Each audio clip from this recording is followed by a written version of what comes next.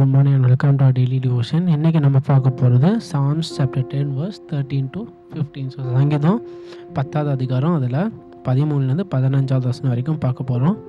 So இதில் இந்த psalmist என்ன சொல்கிறாருன்னா, அவர் ஆனஸ்ட்டாக சொல்கிறார். என்ன சொல்கிறாருன்னா இது வரைக்கும் என்ன சொன்னால், துர்மாக்கன் ஸ்கீம் பண்ணுவாங்க, பொறுமையாக பிளான் பண்ணி தப்பு பண்ணுறாங்க.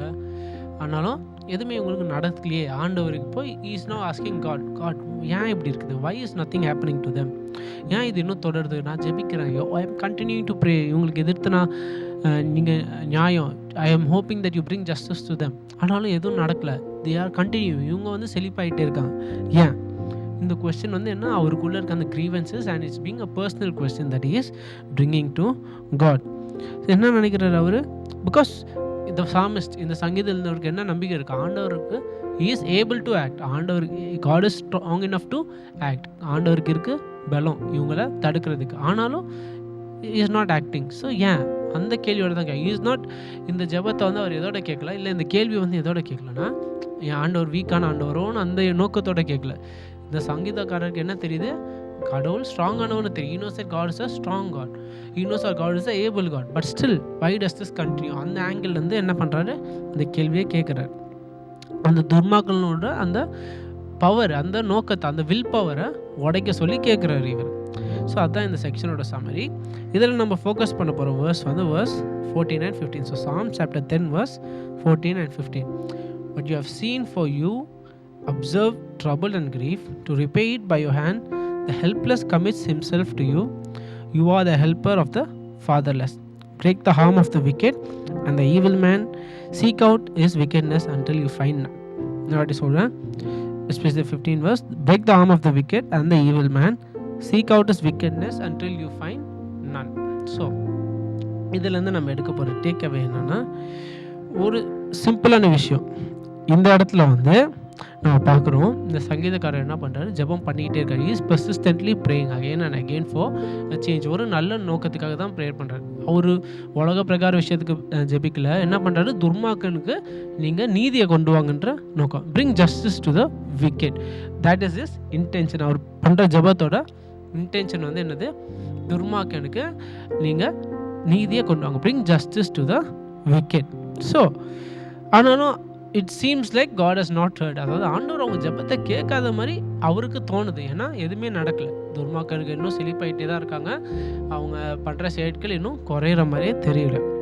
ஸோ என்ன நம்ம கற்றுக்கணும்னா, இந்த சங்கீதத்துலேருந்து persistent prayer is not a sign that God has not heard, ஆண்டவர் கேட்கலன்னு நம்ம நினைக்கக்கூடாது.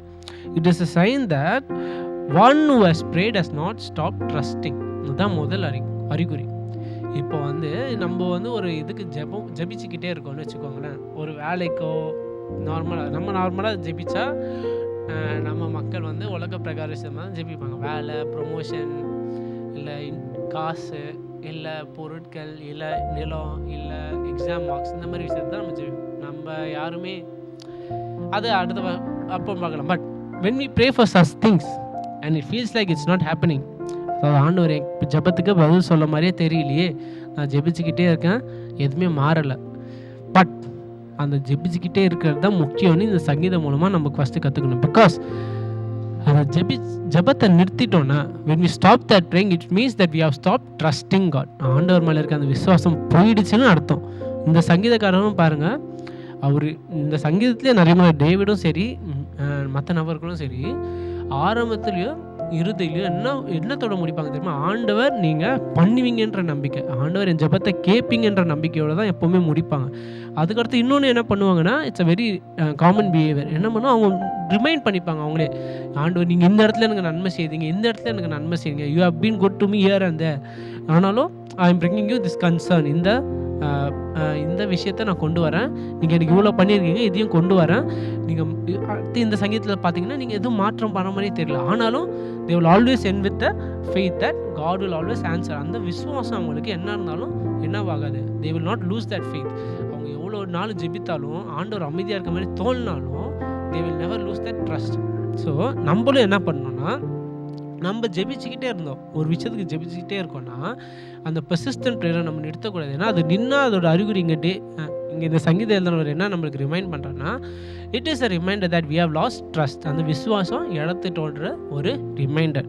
ஸோ இந்த சங்கீதத்துலேருந்து உங்களுக்கு வெறும் சிம்பிளான ஒரு ரிமைண்டர் என்னென்னா, your persistent prayer should be பெர்சிஸ்டண்ட்டாக இருக்கணும். நீங்கள் தொடர்ந்து ஜெபிச்சுக்கிட்டே இருந்தாலும் அது நிறுத்தக்கூடாது. ஏன்னா அது நிறுத்திட்டிங்கன்னா என்ன அர்த்தம்? ஒன்று நீங்கள் ஆண்டவர் என் ஜெபத்தை கேட்கலன்னு நினைக்கிறீங்க, இல்லைன்னா ஆண்டவர் மேலே இருக்க விசுவாசத்தை நீங்கள் you have lost that trust, அந்த நம்பிக்கையை நீங்கள் இழந்துட்டீங்க. So until God has given you a clear answer, continue your prayers. That is what I want us to take away. ஒரு சின்ன prayer. Our loving Heavenly Father, thank you for this wonderful devotion and this wonderful reminder of faith and trust that you given to us, Lord. Lord, strengthen my heart so that even though despite my cries and despite my wishes that it may seem like you are distant and may seem like you are not answering, Lord, help us to remember all the past things, your faithfulness, how you've been faithful to us throughout our lives. Lord, help us to remember that so that will give us the strength and the wisdom to continue onwards with our persistent prayer and to not lose our trust in you. All of this in Christ's name I pray. Amen.